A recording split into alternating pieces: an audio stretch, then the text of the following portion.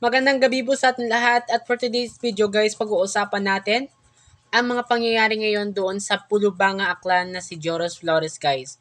Isang albularyo po ang nagsasabi na nahulaan niya po ang isang batang lalaki na nakalibing sa isang lupa kung saan pinagsasabihan ng mga taga roon na hukayin daw. At tinitake nila tong risk na to at hinukay nga nila.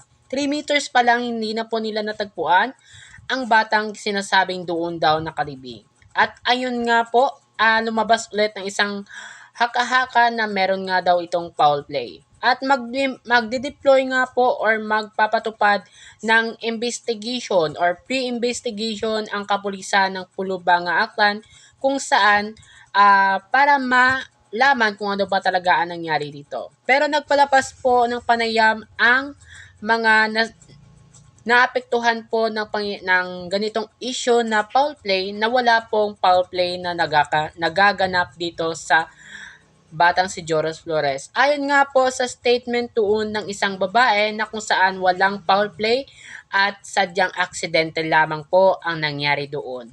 At sana stay tuned po tayo sa mga pangyayari at mga update kay Joros Flores at kailangan lang po natin mahinahon at wag po tayong gumawa ng mga fake news guys gaya lamang po ang nakikita ko sa mga ibang social media platform.